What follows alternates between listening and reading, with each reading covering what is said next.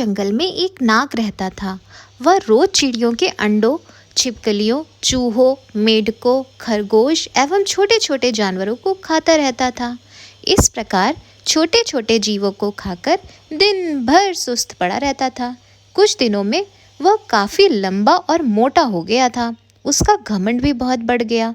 एक दिन नाग ने सोचा, मैं जंगल में सबसे ज्यादा शक्तिशाली हूँ, मैं जंगल का राजा हूँ। अब मुझे अपनी प्रतिष्ठा और आकार के अनुकूल किसी बड़े स्थान पर रहना चाहिए। यह सोचकर उसने अपने रहने के लिए विशाल पेड़ का चुनाव किया। पेड़ के पास चींटियों का एक बिल था।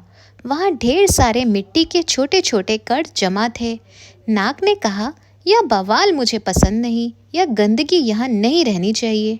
वह गुस्से से बिल के पास गया और उसने चींटियों से कहा, मैं नागराज हूँ, इस जंगल का राजा। मैं आदेश देता हूँ कि जल्द से जल्द इस कूड़े को यहाँ से हटाओ और चलती बनो। नागराज को देखकर अन्य जानवर थर थर काँपने लगे, पर नन्ही चींटियों पर उसकी धौंस का कोई असर नहीं पड़ा। अब नाग का गुस्सा बहुत बढ़ गया। उसने अपनी पूंछ से बिल पर कोड़े की तरह जोर से प्रहार किया। इससे चींटियों को बहुत क्रोध आया। क्षण भर में 1000 चींटियां बिल से निकलकर बाहर आ गईं। वे नाग के शरीर पर चढ़कर उसे काटने लगी। नागराज को लगा जैसे उसके शरीर में एक साथ हजारों कांटे चुभ रहे हों। वह असहाय वेदना से विहल हो उठा। असंख्य चींटियों से वह घिर गया था। उसने छुटकारा पाने के ताने लगा, पर इससे कोई फायदा नहीं हुआ।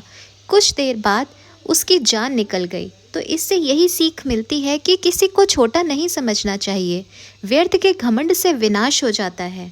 तो दोस्तों, ये कहानी पसंद आई हो और आपको इससे शिक्षा मिली हो तो एक कमेंट करके ज़रूर बताना, वीडियो लाइक करना और मेरे चैनल को सब्सक्राइब करना मत भूलना। Thank you for watching.